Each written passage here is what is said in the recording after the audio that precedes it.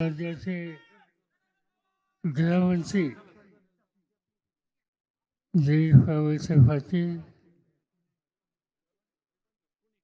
पक्ष संघटनेचे या भागाचे अध्यक्ष संजय पाडुले, विधानसभेचे सभासद आमदार अण्णासाहेब बनसोडे,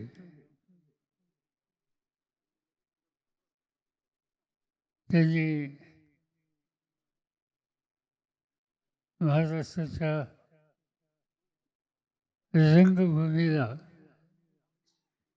एक प्रतिष्ठा दिली आणि राज्यातल्या सगळ्या कलाकारांचं, सामान्य जनांचं लोकसभेमध्ये समर्थपणानं प्रतिनिधित्व करतात. ते आपल्या सगळ्यांचे आवडते खासदार डॉक्टर अमोल कोल्हे, माजी आमदार विलासराव रानडे, आजमभाई पानसरे, राजू विशाल, नाना काटे, ॲडव्होकेट गोरक्षनाथ लोखंडे, अमीनताई पठाण, जगदीश शेट्टी, कामगार संघटनेच्या वतीने ज्यांनी विचार मांडले ते श्री अरुण घोसाळे, व्यासपीठावरचे सगळे मान्यवर, संघटनेचे सगळे पदाधिकारी आणि उपस्थित बंधू भगिनींना, हे खरं आहे की मी बऱ्याच दिवसातून आज आपल्या सगळ्यांच्या समोर बोलायला उभा आहे. तसं मध्यंतरी एक दोनदा येऊन गेलो होतो, पण एका दुःखद कार्यक्रमाच्या निमित्तानं आलो होतो. आपले एक सहकारी दत्ता साने हे गेले, कोरोनाच्या त्या संकटात अनेकांना प्राण द्यावे लागले, त्याच्यामध्ये ते एक सहकारी होते. आणि त्यावेळेस त्यांच्या कुटुंबियांना भेटायला मी आलो आणि मला आठवत आहे की विलासराव रानडे या ठिकाणी आहेत. त्यांचे वडील विठोबा रानडे ते सुरुवातीच्या काळातले नगरसेवक होते. त्यांच्या जाण्याच्या नंतर सुद्धा मी आलो होतो.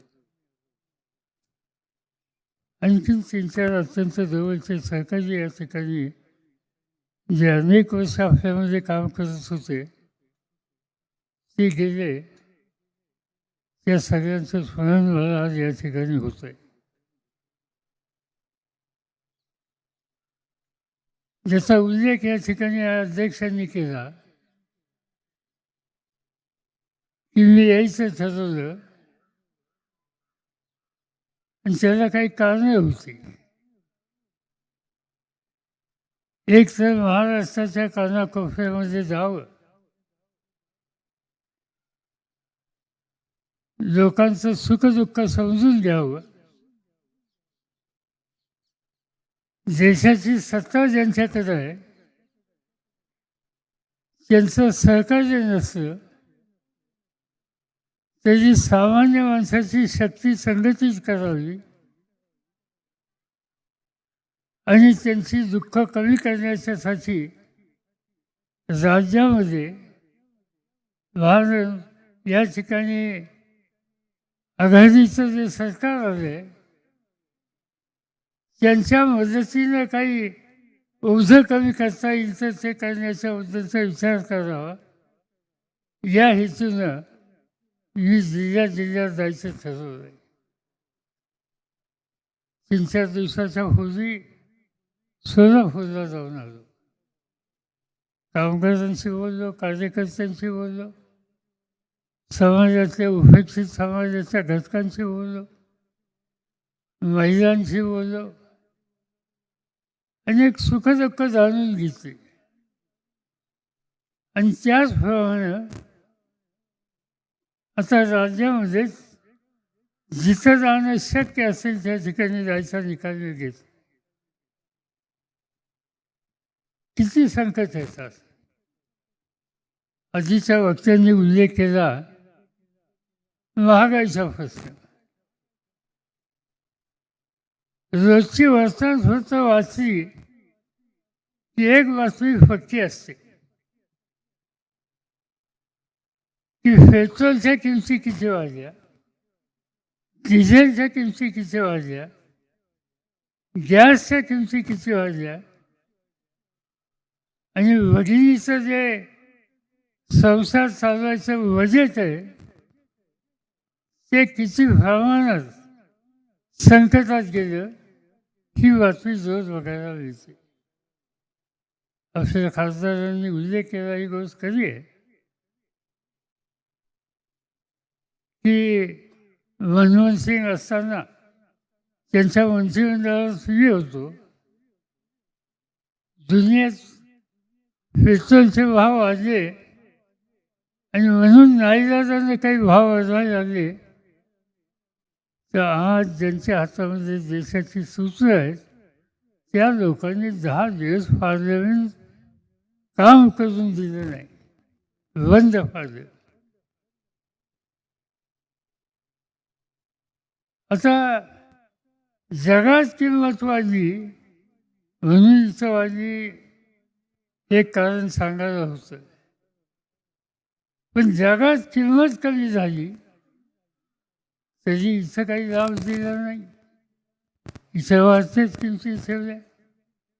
आणि आजची जर वर्तमानपत्र पाहिली तुम्ही, विशेषतः इंग्रजी पेपर, त्याच्यामध्ये देशाचे माजी अर्थमंत्री पी. चिदंबरम यांचा एक लेख आहे आणि त्या लेखात त्यांनी सांगितले की केंद्र सरकारने पेट्रोलवर डिझेलवर जो कर बसवला आहे त्यातले 25% कर कमी केला तरीसुद्धा या वाढत्या महागाईला तोंड देण्याची परिस्थिती सामान्य नागरिकांची होईल. पण हे सरकार त्याबद्दलचा विचार करायला तयार नाही. आणि हे महागाईचं संकट हे समाजाच्या सगळ्या थरांना आहे. आत्ताच अजून रोजाजींनी कामगारांचे प्रश्न मांडले. एक नवीन नीती देशात आणायला सुरुवात केली. अनेक वर्ष सत्ता आम्हाला लोकांच्या हातामध्ये होती, पण आम्ही कारखानदारी टिकेल कसं याचा विचार केला, कारखानदारी वाढेल कशी याचा विचार केला. आज काय होतंय, संकट येतात. मला आठवतंय की मी राज्यात काम करत असताना टेल्को बंद झालं होतं. एक कोणतरी अय्यर नावाचा कोणतरी नेता होता, अय्यर ना, नायर. आणि ही कंपनी बंद पडेल अशी स्थिती होती. जबरदस्त कंपनी, त्याला एक इतिहास आहे. मुंबईमध्ये गर्दी झाली. त्यावेळेचे मुख्यमंत्री यशवंतराव चव्हाण होते. त्यांनी ठरवलं की उद्योगाचं विकेंद्रीकरण करायचं आणि मग मुंबईचं जाऊन ठाण्याला वाघवे इस्टेटमध्ये कारखाने काढायला सुरुवात केली. आणि त्यानंतर पिंपरी चिंचवडला कारखाने काढायचे निकाल त्यांनी घेतले. आणि त्यांना ज्यावेळेस कळलं की टाटा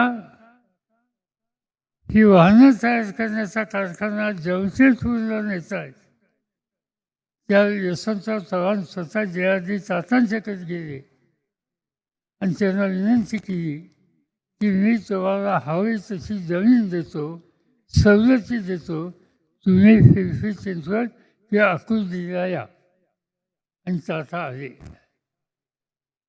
तीच गोष्ट बजाज ऑटोची, तीच गोष्ट बजाज टेम्पोची. ही सवन कारखानदारी उभी करायचा निकाल घेतला, ज्याचा उल्लेख या ठिकाणी केला हिंदुस्थान अँटिबायोटिक. याचा फार वेगळा इतिहास आहे. महात्मा गांधी पुण्याला नगर रोडला एका बंगल्यामध्ये होते. त्यांच्या पत्नी कस्तुरबा या आजारी होत्या. कस्तुरबांना आजारपणातून बाहेर निघण्यासाठी एका विशिष्ट औषधाची गरज होती आणि त्या औषध या देशात होत नव्हतं. आणि एक दिवशी कस्तुरबा यांचा मृत्यू झाला. जवाहरलाल नेहरू, पंडित जवाहरलाल नेहरू गांधींना भेटायला गेले. गांधीजी अस्वस्थ होते. बोलताना त्यांनी एवढंच सांगितलं की वा गेली, पण या देशातल्या सामान्य माणसाला अशा रोगातून बाहेर पडण्यासाठी लागणारं औषध आपल्या देशामध्ये नाही, याचा फेरविचार आपण केला पाहिजे. जवाहरलाल नेहरूंनी तातडीने निकाल घेतला आणि त्यामधून हिंदुस्थान अँटिबायोटिक्स हा कारखाना त्या ठिकाणी उभा राहिला. आणि पेनिसिलिन हे सवन देशाला पुरवायचं काम या फिलिपिनमधनं व्हायला लागले. आणि ही सगळी कारखानदारी उभी करावी, हाताला काम द्यावं, हे सूत्र पूर्वीच्या सरकारमध्ये होतं. कामगाराच्या अधिकाराचं जतन करावं, हे सूत्र त्याच्या पाठीमागचं होतं. आज काय आहे? कधीही कोणालाही कामावून काढण्याच्या संबंधी कायद्यात बदल केले जातात. कन्फर्म नाही. नोकरीमध्ये कन्फर्मेशन ही संकल्पना असता कामा नये, यासंबंधीचा समान विचार आज भाजपच्या दिल्लीच्या सरकारमध्ये आहे. आणि ही भूमिका 100% कामगार विरोधी आहे. आणि जे कामगारांच्या हिताचं रक्षण करत नाहीत, त्यांच्या विरोधी नीती घेते, त्या लोकांना सत्य बसायचा अधिकार नाही, हे आज नाही उद्या तुम्हाला मला सांगावं लागेल. आणि त्यासाठी जी महत्त्वाची शहरं या दृष्टीने अत्यंत दिशा देणारी आहेत, त्याच्यामध्ये पिंपरी चिंचवड होऊ शकतं.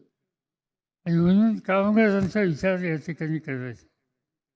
कारखानदारी वाढवायची आम्ही प्रयत्न करतो. राज्य होतं त्यावेळी केले.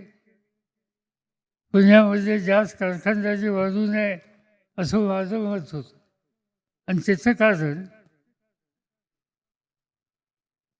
विकेंद्रित स्वरूपामध्ये विकास झाला पाहिजे. आणि म्हणून आम्ही लोकांनी काही निकाल घेतले. मी स्वतः राज्याचा मुख्यमंत्री असताना घेतले की नवीन कारखाना काढायचा असेल तर रांजणगावला जागा देतो म्हणजे. आज रांजणगाव हे एक महत्त्वाचं औद्योगिक केंद्र झालं. चाकण महत्त्वाचं औद्योगिक केंद्र झालं.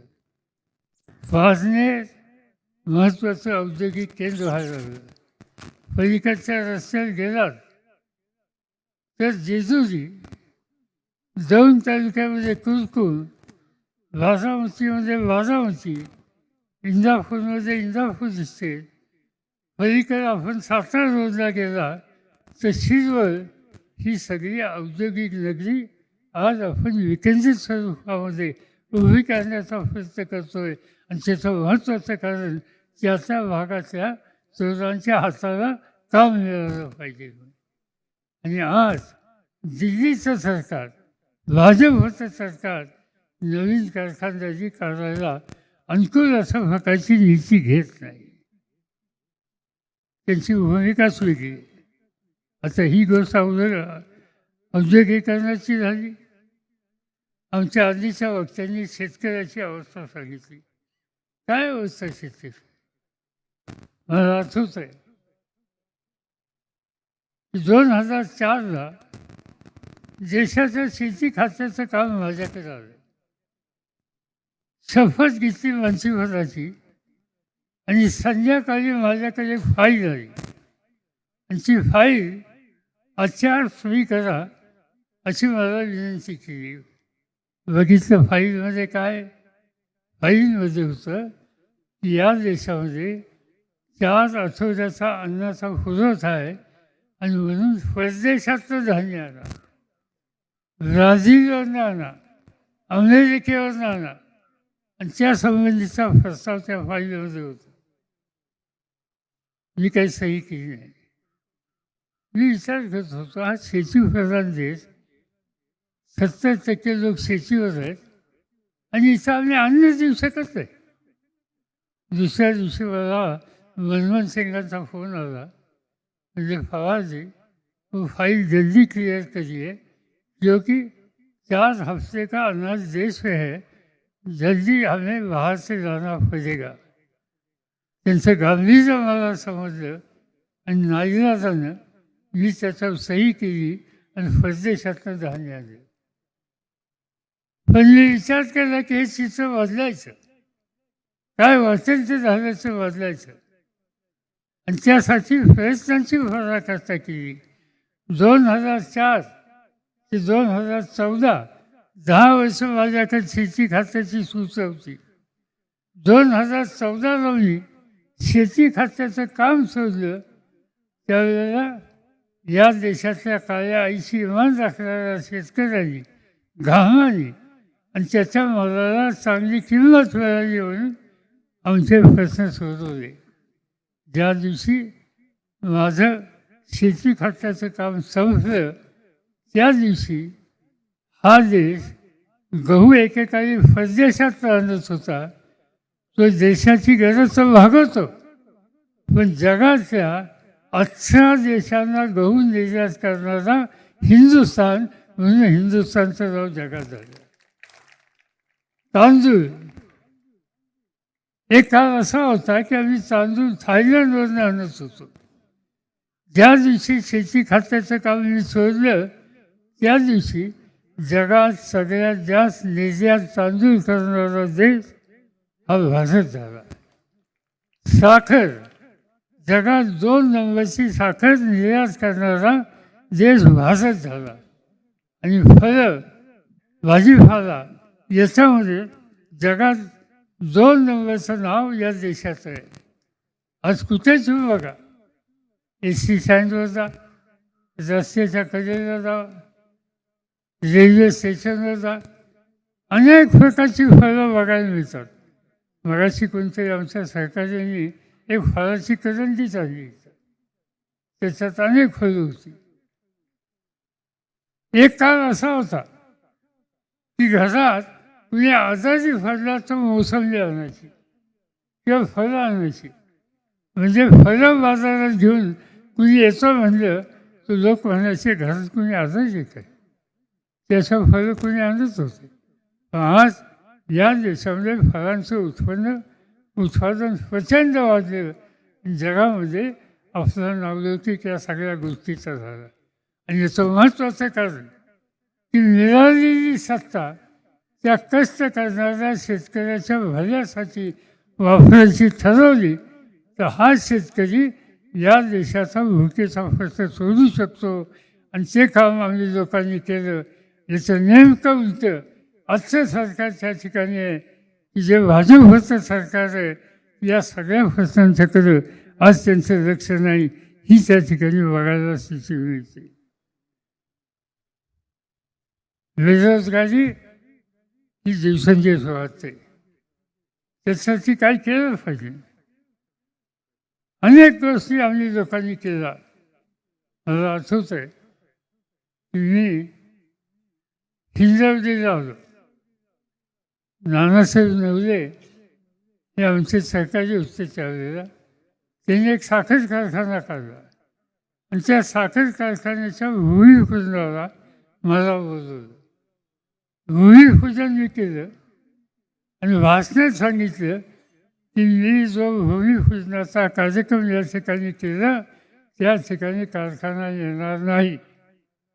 नाना म्हणले की हे काय अहो असं कधी होतं का, भूमिपूजनाला तुम्ही बोलवला आणि तुम्ही सांगता कारखानाच व्हायचा. नंतर 20 महिन्यात तुम्हाला दुसरी जागा देतो, मला या ठिकाणी आयची शेती करायची. आणि आज त्या हिंजवडीला 1,00,000च्या पेक्षा सुद्धा जास्त तरुण तरुणी आयची शेतीमध्ये काम करतात.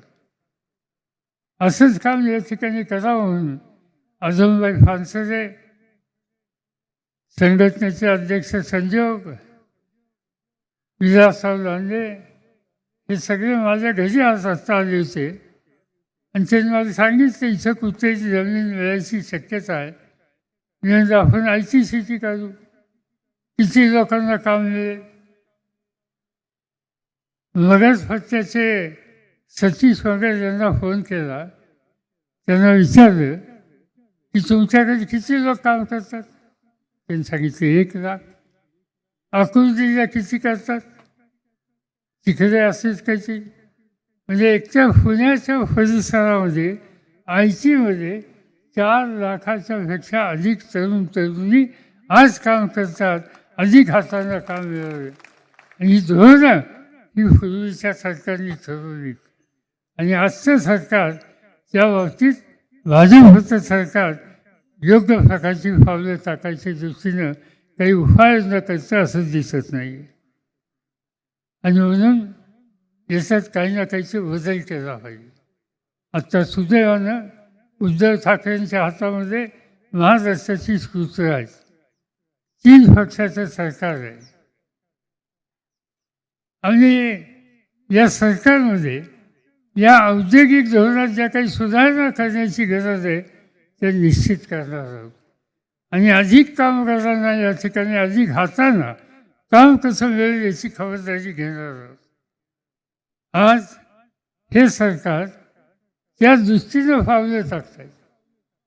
आणि ज्यांच्या हातामध्ये देशाची सत्ता आहे त्या भाजपच्या नेतृत्वाची भूमिका काय, म्हणजे केंद्र सरकारचं काम राज्य सरकारला मदत करायची असते.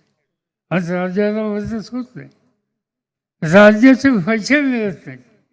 GSTचे 30,000 कोटी ही रक्कम केंद्राकडे पडू नये ती महाराष्ट्राला द्यायचं काम आज केंद्र सरकार करत आहे. आणि या सगळ्या गोष्टीच्यामुळं महाराष्ट्र आर्थिक अडचणीत आणण्याचा प्रयत्न एका बाजूनं करायचं, दुसऱ्या बाजूनं आहे हे सरकार हे फाडण्याच्यासाठी काय करता येईल याचा प्रयत्न करता येईल. कधी CBIचा वापर, कधी EDचा वापर, कधी नागरिक शिक्षा योजनेच्या संबंधीचा वापर. या सगळ्या एजन्सी आज या ठिकाणी सरकारमध्ये बसलेल्या लोकांना संकटात आणण्यासाठी केले. अनिल देशमुख गृह खात्याचे मंत्री होते, त्यांचा आरोप झाला. त्यांनी तातडीने राजीनामा दिला आणि सांगितलं चौकशी करा. ज्यांनी आरोप केला तो वरिष्ठ पोलीस अधिकारी आरोप केला, पण त्या आरोपाला आधार नाही दिला. आणि त्यानंतर ते गायब झाले, ते कुठेही सापडत नाही. मुंबईसारख्या शहराचा पोलीस कमिशनर गायब होतो असा इतिहास कधी घडलेला नव्हता. आज ते घडलं. आणि दिल्लीचं सरकार त्यांची जबाबदारी, त्यांची मदत मागितली की भारताच्या बाहेर आजूबाजूला कुठेही लपून बसलेलं काम आज जर त्यांचं होत असेल तर तुम्ही त्याला मदत करा. पण राज्य सरकारला त्रास द्यायचा म्हणून त्यांच्याकडं मदत करण्याचं, सहकार्य करण्याची भूमिका आज दिल्लीचं सरकार यत्किंचित सुद्धा नाही. जसं अनिल देशमुखांचं किती लोकांची नावं सांगू. परब म्हणून ट्रान्सपोर्ट खात्याचे मंत्री, त्यांच्याकडे ED. देसाई नावाचे उद्योग खात्याचे मंत्री, त्यांच्या कुटुंबियांच्याकडे ED. अशोक चव्हाण एकेकाळी मुख्यमंत्री होते, त्यांच्या काही जवळच्या लोकांच्याकडे ED. भावना गवळी नावाची एक मुलगी पार्लमेंटमध्ये 3ऱ्यांदा निवडून आली, त्यांच्याकडे ED. आणि आता या सगळ्याचा उपयोग करून इथं सरकार करत नाही. म्हणजे आता जरा मोठ्याला हात लावू आणि म्हणून अजित पवारांच्या भोवती काही सापडतं आहे का काय, आणि म्हणून त्यांच्या कुटुंबातल्या मुलींना आज या संबंधीच्या चौकशीच्यासाठी बोलवलं जातं. माझं स्वच्छ सांगणं आहे. काय तुमची ईडी सीडी CBI काय वापरायची ती वापरा. महाराष्ट्रातल्या जनतेनं या ठिकाणी उद्धव ठाकरेंच्या नेतृत्वाखालचं सरकार हे या ठिकाणी दिलेलं तुम्ही किती प्रयत्न केले तर ते सरकार 5 वर्ष काम करणार आणि 5 वर्षाच्या नंतर पुन्हा एकदा तुमच्या पाठिंब्याच्या माध्यमातून आज त्या ठिकाणी निश्चितपणानं आल्याशिवाय राहणार नाही. आणि म्हणून आज जे सगळं चित्र दिसतंय ते दिल्लीचं सरकार त्याची जबाबदारी आहे की राज्यांना शक्ती द्यायची, राज्यांना मदत करायची. जनता शेवटी राज्यात असते. दिल्लीत निर्णय होतात पण त्या निर्णयाचे परिणाम सुखद करण्याचं काम हे राज्य सरकारांच्यावर असतं. त्या राज्यात जनता असते आणि म्हणून त्या राज्यातल्या जनतेकडे दुर्लक्ष करणं हे सूत्र घेऊन आज भाजपचं सरकार त्या ठिकाणी काम करतं आहे. मी तुम्हाला खात्री देतो की आत्ता कदाचित सत्ता त्यांच्या हातात आहे म्हणून ते काही गोष्टी करू शकतील, पण हे काही फार दिवस चालणार नाही. आणि ते न चालण्याची स्थिती ही जनमानसामध्ये आपल्या सगळ्यांना करायची आहे आणि त्यासाठीच आपण जागरूक राहणं याची अत्यंत गरज आहे. आणि ही सांगण्याची संधी आजच्या या कार्यकर्त्यांच्या मेळाव्याच्या माध्यमातून, सभेच्या माध्यमातून मी या ठिकाणी घेतो आहे. माझी खात्री आहे की इथला कष्टकरी नागरिक, इथला शेतकरी, इथला मध्यम वर्ग, इथला स्त्री वर्ग, इथला सगळा उपेक्षित वर्ग, दलित, आदिवासी, भटके या सगळ्या घटकांनी या सगळ्या कामामध्ये देशावर भाजपच्या मार्फत जे एक संकट आलेलं आहे त्या संकटातून देशाची मुक्तता करायची आहे. ते काम आपल्याला करायचं आहे. पिंपरी चिंचवड याचा चेहरा बदलण्यासाठी ज्या लोकांनी काम केलं, आज त्यांच्या हातामध्ये सत्ता नसेल, ज्यांच्या हातामध्ये सत्ता आहे त्यांनी सत्तेचा पूर्ण गैरवापर या ठिकाणी केला. याच्यात चवीदार गोष्टी घराघरातून ऐकायला मिळत आहेत. आणि म्हणून या शहराचं भवितव्य घडवणारे त्यांच्या हातामध्ये पुन्हा एकदा या शहराचं नेतृत्व, या शहराचा अधिकार हा देण्याची कामगिरी तुम्ही लोकांनी केली पाहिजे. आणि या शहरामध्ये एक प्रकारची लूट करण्याचं काम जे करतायत त्यांना खऱ्यासारखं आपण बाजूला केलं पाहिजे. हेच मला आग्रह तुम्हाला सगळ्यांना सांगायचं आहे आणि तुम्ही त्याचा विचार कराल अशा प्रकारची अपेक्षा व्यक्त करतो आणि माझे 2 शब्द सोडतो.